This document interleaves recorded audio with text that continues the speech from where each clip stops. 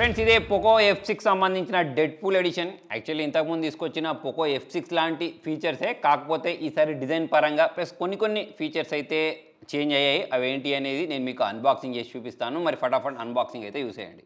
Friends ఇదే Poco F6 Deadpool edition. మరి mobile గురించి మాట్లాడినట్టయితే ఇక్కడ మనకు స్పెషల్ బాక్స్ ఒకటి పంపించారు చూడండి. ఈ బాక్స్ని మనం ఓపెన్ చేసి చూద్దాం. పైన మనకు ఉన్న ఈ స్టిక్కర్ని అయితే రిమూవ్ చేసేద్దాం. అంటే ఇంతకుముందు ఉన్న మన ఆ పోకో F6కి దీనికి తేడా స్పెసిఫికేషన్స్ ప్రకారం ఏమి ఉండదు, కానీ మనకు ఈ ఎడిషన్ అనేది స్పెషల్ ఎడిషన్స్ అనేవి వీళ్ళు తీసుకొస్తూ ఉంటారు కదా. సో దాని ప్రకారం ఈ మొబైల్ అనేది ఎలా ఉంటుంది అనేది చూద్దాం. పైన బాక్స్ని మనం ఇట్లా ఓపెన్ చేసినట్టయితే వావ్, చూడండి ఇక్కడ మనకు డెడ్పూల్ వాల్వరిన్ ఇద్దరు కనిపిస్తున్నారు. మరి దీనిపైన ఉన్న ఈ కవర్ను ఓపెన్ చేసిన వెంటనే లోపల వైపు మొబైల్ ఉంది.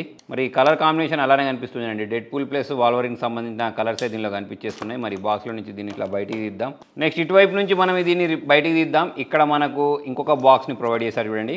దీనిపైన కూడా మనకు డెడ్పూల్ వాల్వరిన్ అని చెప్పేసి మెన్షన్ చేశారు. మరి ఈ బాక్స్ లోపల చార్జర్ పైన కూడా మనకు డెడ్పూల్ అని చెప్పేసి మెన్షన్ చేశారు. ఇక మనకు లాస్ట్ టైం ఏం ఫీచర్స్ అయితే ప్రొవైడ్ చేశారో అవే ఫీచర్స్ తోటి దీన్ని మళ్ళీ లాంచ్ చేయడం జరిగింది. నెక్స్ట్ ఇటువైపు కూడా ఇంకొక బాక్స్ ఉంది చూడండి. దీనిపైన కూడా మనకు డెడ్పూల్ వాల్వరిన్ అని చెప్పేసి మెన్షన్ చేశారు. మరి ఈ బాక్స్లో మనకు యూజర్ మాన్యువల్, తర్వాత వచ్చేసి warranty card plus SIM ejector వీటిని ఇచ్చేసారు. నెక్స్ట్ ఇక్కడ ఒక బ్యాక్ కేస్ని కూడా ప్రొవైడ్ చేశారు. బ్యాక్ కేస్ లాస్ట్ టైం లాగానే కనిపిస్తుంది నాకు. ఈ స్టిక్కర్ని రిమూవ్ చేసేస్తే ఇక్కడ సిమ్ ఎజెక్టర్ అనేది కూడా ఇలా డెడ్పూల్ లాంటి సిమ్ ఎజెక్టర్ని ఒకటి ప్రొవైడ్ చేశారు. సో ఇది ఫ్రెండ్స్ దీనిలో ఉన్న మొబైల్. చూడ్డానికి చాలా అట్రాక్టివ్గా కనిపిస్తుంది. ఎలా చెప్తున్నాను అంటే ఆల్రెడీ నేను దీన్ని ఇట్లా బ్యాక్ సైడ్ తిప్పి చూశాను, మీకు కూడా అనిపిస్తుంది అదే. వావ్, చూడండి చాలా మంచి డిజైన్లో. ఎవరైతే ఒక డిఫరెంట్ లుక్లో ఉండే ఒక మొబైల్ కావాలి అనుకుంటూ ఉంటారో వాళ్ళకైతే డెఫినెట్గా నచ్చుద్ది.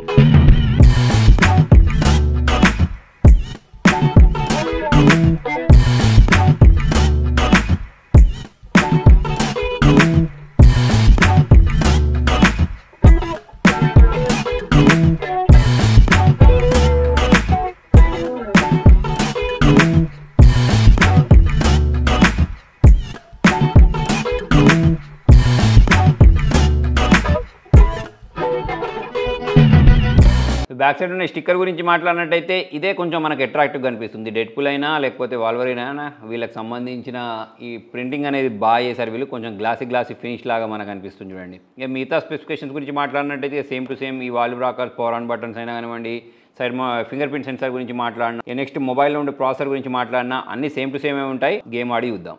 ఫ్రెండ్స్ మరి మనం గేమింగ్ పర్ఫార్మెన్స్ గురించి మాట్లాడినట్టయితే చూడండి, మనకు ఎక్కడ కూడా చిన్న ల్యాగ్ కూడా చూడడానికి కనిపిస్తలేదు. సో దానికి రీజన్ ఏంటి అంటే దీనికి సంబంధించిన ప్రాసెసర్ అని చెప్పేసుకోవచ్చు.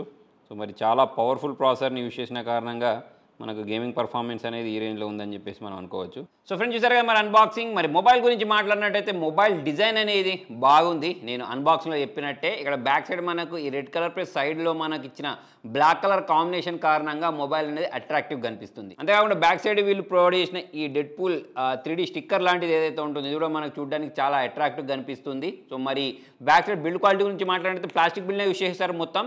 కాకపోతే ఇక్కడ మనకి ఇచ్చిన ఈ డిజైన్ కారణంగా మొబైల్ అనేది కొంచెం వేరేలాగా కనిపిస్తుంది లాస్ట్ టైం దాంతో పోల్చుకున్నట్టయితే.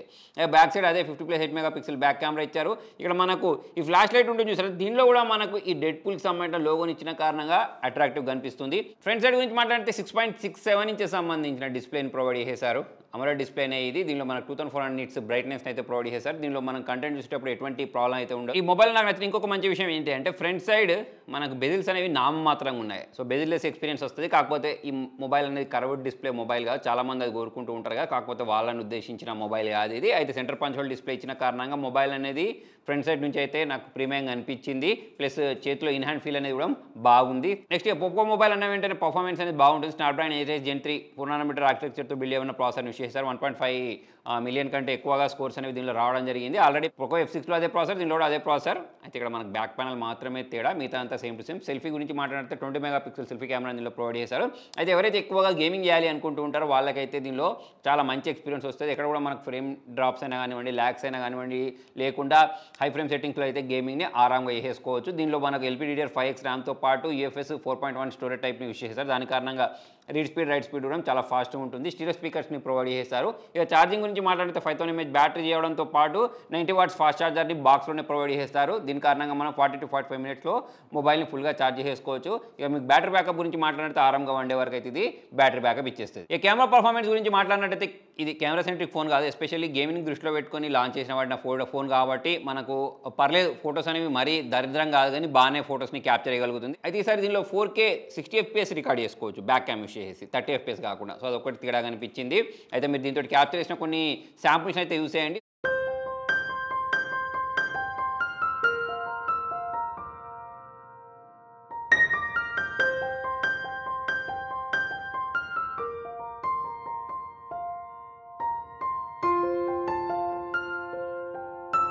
యాక్చువల్లీ ఇంతకుముందు నేను వాడిన మొబైలే, ఆల్రెడీ పోకో F6 అన్బాక్సింగ్ మీరు చూసే ఉంటారు. అయితే ఇక్కడ ఓన్లీ బ్యాక్ ప్యానల్ మాత్రమే తేడా కాబట్టి మనకు సేమ్ టు సేమ్ అనిపిస్తూ ఉంటుంది. పెద్ద తేడా అయితే ఏమనిపించదు. కెమెరా పర్ఫార్మెన్స్ పరంగా చూసుకున్నా, డిస్ప్లే పరంగా చూసుకున్నా, పర్ఫార్మెన్స్ పరంగా చూసుకున్నా, ఫాస్ట్ ఛార్జింగ్ చూసుకున్నా అన్ని సేమ్ టు సేమ్ ఉంటాయి మీకు. అయితే దీనిలో మనకు హైపర్ఓఎస్ని ప్రొవైడ్ చేశారు. అయితే ఈ మొబైల్లో నాకు బ్లోట్వేర్స్ అయితే ఎక్కువ అనిపించాయి. కాకపోతే వాటి అన్నింటి మనం అన్ఇన్స్టాల్ చేసుకోవచ్చు. కాకపోతే వాటిని కొంచెం తక్కువ చేస్తే బాగుండని చెప్పేసి నాకు అనిపించింది. మీకేమనిపించింది అనేది కింద కామెంట్లో రాయండి. దాని తర్వాత మనకి ఇన్ డిస్ప్లే ఫింగర్ ప్రింట్ సెన్సార్ని ప్రొవైడ్ చేశారు. ఫాస్ట్గానే మొబైల్ని అన్లాక్ చేయగలుగుతుంది. మరి గేమింగ్ చేసేటప్పుడు మొబైల్ని హీట్ అవుతుందా అంటే మరి చేతిలో పట్టుకోలేనంత కాదు కానీ మనమైతే గేమింగ్ చేసేసుకోవచ్చు, కొంచెం అయితే హీట్ అవుద్ది. సో మరి డే టు డే లైఫ్ యూజెస్లో పర్ఫార్మెన్స్ ఎలా ఉందంటే సూపర్గా ఉంటుంది.